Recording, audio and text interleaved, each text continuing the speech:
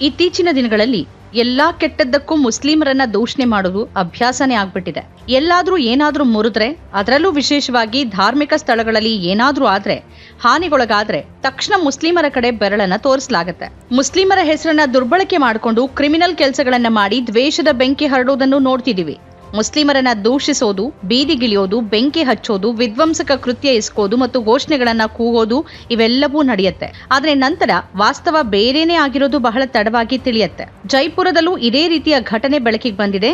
ಅಲ್ಲಿನ ದೇವಾಲಯವೊಂದರಲ್ಲಿ ವಿಗ್ರಹವನ್ನ ಧ್ವಂಸ ಮಾಡಲಾಗಿತ್ತು. ಅದಕ್ಕಾಗಿ ಮುಸ್ಲಿಮರ ಮೇಲೆ ಆರೋಪ ಹೊರಿಸಲಾಗಿತ್ತು. ಆದ್ರೆ ದೇವಾಲಯದಲ್ಲಿನ ವಿಗ್ರಹವನ್ನ ಧ್ವಂಸಗೊಳಿಸಿದ ವ್ಯಕ್ತಿ ಸಿದ್ಧಾರ್ಥ್ ಸಿಂಗ್ ಅಂತ ಗೊತ್ತಾಗಿದೆ. ಜೈಪುರದ ಸಂಗನೇರ್ ಪ್ರದೇಶದಲ್ಲಿ ವೀರ್ ತೇಜ್ ದೇವಸ್ಥಾನದಲ್ಲಿನ ವಿಗ್ರಹ ಧ್ವಂಸಗೊಳಿಸಿದ ವಿಷಯದಲ್ಲಿ ಭಾರಿ ಪ್ರತಿಭಟನೆ ನಡೆದಿತ್ತು. ಮಾರ್ಚ್ 28ರ ರಾತ್ರಿ ಯಾರೋ ವಿಗ್ರಹ ಧ್ವಂಸಗೊಳಿಸಿದ್ರು ಅನ್ನೋ ಸುದ್ದಿ ಹಬ್ಬಿತ್ತು. ಮರುದಿನ ಬಜರಂಗ್ ದಳ, ವಿಎಚ್ಪಿ ಅಂತಹ ಅನೇಕ ಹಿಂದುತ್ವ ಸಂಘಟನೆಗಳು ಬೀದಿಗಿಳಿದು ಘೋಷಣೆಗಳನ್ನ ಕೂಗಿದ್ವು. ಬೆಂಕಿ ಹಚ್ಚಲಾಯಿತು, ಕಲ್ಲು ತೂರಾಟವೂ ನಡೆಯಿತು. ಹಿಂದೂಗಳಿಗೆ ಕಿರುಕುಳ ನೀಡಲಾಗ್ತಿದೆ ಅಂತ ಆರೋಪಿಸಲಾಯಿತು ಮತ್ತು ಇದೆಲ್ಲವೂ ಬಿಜೆಪಿ ಸರ್ಕಾರವಿರುವ ರಾಜ್ಯದಲ್ಲಿ ನಡೆಯಿತು. ದೇವಾಲಯಗಳಲ್ಲಿ ಏನಾದ್ರೂ ಆಗಬಾರದಾಗ ಹೋದ್ರೆ ತಕ್ಷಣ ಮುಸ್ಲಿಮರ ಮೇಲೆ ಆರೋಪವನ್ನ ಹೊರಿಸಲಾಗತ್ತೆ, ಬೀದಿಗೆ ಬಂದು ಪ್ರತಿಭಟನೆ ನಡೆಸಲಾಗತ್ತೆ, ಪ್ರಚೋದನಕಾರಿ ಭಾಷಣ ಮಾಡಲಾಗತ್ತೆ, ಪೊಲೀಸರ ಮೇಲೆ ಒತ್ತಡ ಹೇರುವುದು ನಡೆಯುತ್ತೆ. ಮುಸ್ಲಿಮರೇ ಇದನ್ನೆಲ್ಲ ಮಾಡಿದ್ದಾರೆ ಅಂತ ಸುಳ್ಳೇ ಆರೋಪ ಮಾಡೋದು, ಕಡೆಗೆ ಅದನ್ನೇ ನಿಜ ಅಂತ ಬಿಂಬಿಸೋಕೆ ನೋಡೋದು ಮತ್ತು ಅದಕ್ಕಾಗಿ ಪೊಲೀಸರ ಮೇಲೆ ಒತ್ತಡ ಹೇರೋದು ಇವೆಲ್ಲವೂ ಪ್ರತಿಷ್ಠೆಯ ವಿಷಯ ಅನ್ನುವಂತೆ ನಡೆಯುತ್ತೆ. ಜೈಪುರ ಘಟನೆಯ ವಿಚಾರವಾಗಿ ಪೊಲೀಸರು ತನಿಖೆ ಪ್ರಾರಂಭಿಸಿದ್ರು. ಹತ್ತಿರದಲ್ಲಿ ಸ್ಥಾಪಿಸಲಾದ 100 ಸಿಸಿಟಿವಿ ಕ್ಯಾಮೆರಾಗಳ ದೃಶ್ಯಗಳನ್ನು ಪರಿಶೀಲಿಸಲಾಯಿತು. ಕಡೆಗೂ ಸತ್ಯ ಬಯಲಾಗಿದೆ. ಪೊಲೀಸರು ಸಿದ್ಧಾರ್ಥ್ ಸಿಂಗ್ ನನ್ನ ಬಂಧಿಸಿದ್ದಾರೆ. ಆತನ ವಿಚಾರಣೆ ನಡೆಸಿದಾಗ ಸತ್ಯ ಕಕ್ಕಿದ್ದಾನೆ. ಈ ಸಿದ್ಧಾರ್ಥ್ ಸಿಂಗ್ ಜೈಪುರದ ರಾಜಿ ಪಾರ್ಕ್ನ ನಿವಾಸಿ. ಒಂದು ಕೆಫೆ ನಡೆಸ್ತಾ ಇದ್ದ ಆತ ಅದರಲ್ಲಿ ಭಾರಿ ನಷ್ಟ ಅನುಭವಿಸಿದ್ದ.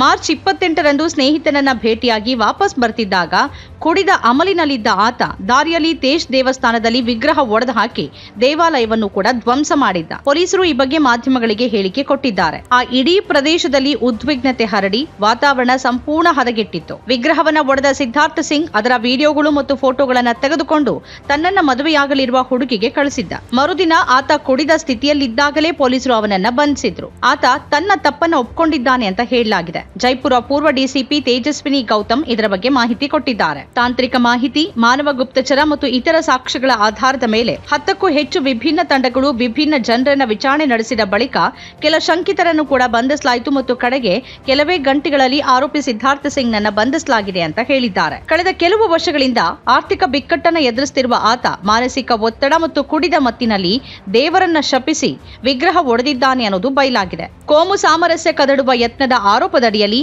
ಆತನ ಮೇಲೆ ಕೇಸ್ ದಾಖಲಿಸಲಾಗಿದೆ. ಈ ಪ್ರಕರಣದಲ್ಲಿ ನಡೆದ ಹಿಂಸಾಚಾರದಲ್ಲಿ 20 ಜನರನ್ನ ಬಂಧಿಸಲಾಗಿದೆ ಮತ್ತು ಅವರನ್ನು ವಿಚಾರಣೆ ನಡೆಸಲಾಗ್ತಿದೆ. ಆದ್ರೆ ಪ್ರಶ್ನೆ ಇರೋದು, ಈ ವಿಚಾರವಾಗಿ ಮುಸ್ಲಿಮರನ್ನ ದೂಷಿಸಿ ಅವರ ವಿರುದ್ಧ ಕತ್ತಿ ಮಸಿಯುವ ಕೆಲಸ ನಡೆಯಿತು ಅನ್ನೋದ್ರ ಬಗ್ಗೆ. ವಿಗ್ರಹ ಒಡೆದಿದ್ದನ್ನ ವಿರೋಧಿಸಿ ಹಿಂದುತ್ವ ಸಂಘಟನೆಗಳು ಪ್ರತಿಭಟಿಸಿದ್ವು. ಸುಮಾರು 3 ಗಂಟೆಗಳ ಕಾಲ ರಸ್ತೆ ತಡೆ ನಡೆಸಲಾಯಿತು. 9 ಗಂಟೆಗಳ ಕಾಲ ಹೆದ್ದಾರಿಯನ್ನ ಬ್ಲಾಕ್ ಮಾಡಲಾಯಿತು. ಆದ್ರೆ ಅದೇ ಬಜರಂಗ್ ದಳ ಮತ್ತು ವಿಎಚ್ಪಿ ಸೇರಿದಂತೆ ಎಲ್ಲ ಹಿಂದೂ ಸಂಘಟನೆಗಳು ಈಗೇನ್ ಹೇಳ್ತವೆ? ಮುಸ್ಲಿಮರನ್ನ ಅನಗತ್ಯವಾಗಿ ಅನುಮಾನಿಸಿದ್ದಕ್ಕೆ ಅವಕ್ಕೇನಾದ್ರೂ ಕಿಂಚಿತ್ ಪಶ್ಚಾತ್ತಾಪವಾದ್ರೂ ಇದೆಯಾ? ಇದೆಲ್ಲವೂ ಯಾಕಾಗತ್ತೆ? ಎಲ್ಲಿ ಏನೇ ನಡೆದ್ರೂ ಮುಸ್ಲಿಮರು ಮಾಡಿದ್ದಾರೆ ಅಂತ ಸುಳ್ಳು ಆರೋಪ ಹೊರಿಸಿ ದಾಂಧಲೆ ನಡೆಸೋದು, ದ್ವೇಷ ಹರಡಿಸೋದು ಯಾಕೆ ನಡೆಯುತ್ತೆ? ಇವರ ಬಣ್ಣ ಆಗಾಗ ಹೀಗೆ ಬಯಲಾಗ್ತಾ ಇದ್ರು ಮತ್ತೆ ಮತ್ತೆ ಇಂಥದ್ದನ್ನೇ ಯಾಕೆ ಮಾಡ್ಲಾಗತ್ತೆ? ಈಗ ಸಿದ್ಧಾರ್ಥ್ ಸಿಂಗ್ ಎಂಬಾತ ವಿಗ್ರಹ ಧ್ವಂಸ ಮಾಡಿದ್ದು ಅನ್ನೋದು ಗೊತ್ತಾದ ಕೂಡಲೇ ಆ ಪ್ರಕರಣ ಸಂಪೂರ್ಣ ತಣ್ಣಗಾಗಿದ್ದು ಹೇಗೆ? ಹಾಗಾದ್ರೆ ಇಲ್ಲಿ ವಿಗ್ರಹವನ್ನ ಧ್ವಂಸ ಆಗಿದ್ದ ವಿಷಯ ಅಲ್ಲ, ಅದನ್ನ ಯಾರು ಧ್ವಂಸ ಮಾಡಿದ್ದು ಅನ್ನೋದೇ ಮುಖ್ಯ ವಿಚಾರನ. ಮುಸ್ಲಿಂ ಹೆಸರಿದ್ದವನು ಮಾಡಿದ್ರೆ ಮಾತ್ರ ವಿಗ್ರಹಕ್ಕೆ, ದೇವಾಲಯಕ್ಕೆ, ಧಾರ್ಮಿಕ ನಂಬಿಕೆಗೆ ಧಕ್ಕೆ ಬರತ್ತಾ? ಇದೆಂತ ಸೋಗ್ಲಾಡಿತನ? ಬಿಜೆಪಿಯ ವಿಶ್ ಸಿಂಗ್ ಎಂಬಾತ ಕತ್ತರಿಸಿದ ಹಸುಗಳ ತಲೆಗಳೊಂದಿಗೆ ರಸ್ತೆಯಲ್ಲಿ ಪ್ರತಿಭಟನೆ ನಡೆಸಿ ಮುಸ್ಲಿಂ ವ್ಯಕ್ತಿ ವಿರುದ್ಧ ಆರೋಪ ಹೊರಿಸಿದ್ರ ಬಗ್ಗೆ ಈ ಹಿಂದೆ ವರದಿಯಾಗಿತ್ತು. ಪೊಲೀಸರು ಆತನ ವಿಚಾರಣೆ ನಡೆಸಿದಾಗ ಹಣ ಪಡೆದು ಆತ ಅದನ್ನೆಲ್ಲ ಮಾಡಿದ್ದಾನೆ ಅಂತ ತಿಳಿದು ಬಂತು. ಸತ್ಯವನ್ನ ತಿಳಿಯದೆ ಮುಸ್ಲಿಮರ ಮೇಲೆ ಆರೋಪ ಹೊರಿಸಲಾಗತ್ತೆ ಅಥವಾ ಉದ್ದೇಶಪೂರ್ವಕವಾಗಿಯೇ ಮುಸ್ಲಿಮರ ಮೇಲೆ ಆರೋಪ ಹೊರಿಸೋದು ನಡೆಯುತ್ತೆ. ಯಾಕಿಂತ ಅಸಹನೆ, ಅಸಹಿಷ್ಣುತೆಯಲ್ಲೇ ಜನ ಬದುಕನ್ನ ಹಾಳು ಮಾಡಿಕೊಳ್ತಿದ್ದಾರೆ ಮತ್ತು ಸಮಾಜದಲ್ಲಿ ದ್ವೇಷ ಹರಡೋದ್ರಿಂದ ಅವ್ರಿಗೆ ಸಿಗೋದಾದ್ರೂ ಏನು? ನಮ್ಮ ಕಾರ್ಯಕ್ರಮಗಳನ್ನ ನೀವು ನೋಡ್ತಾ ಇದ್ರೆ ನಮ್ಮ ಚಾನೆಲ್ ಅನ್ನ ಸಬ್ಸ್ಕ್ರೈಬ್ ಮಾಡಿ, ಪಕ್ಕದ ಬೆಲ್ ಐಕಾನ್ ಒತ್ತಿ ನಮ್ಮನ್ನ ಬೆಂಬಲಿಸಿ. ಹಾಗೆ ನಮ್ಮ ಕಾರ್ಯಕ್ರಮಗಳನ್ನ ಲೈಕ್ ಮಾಡಿ, ಕಮೆಂಟ್ ಮಾಡಿ, ಅದನ್ನ ಬೇರೆಯವರಿಗೂ ವಾಟ್ಸ್ಆಪ್ ಮೂಲಕ ಶೇರ್ ಮಾಡಿ.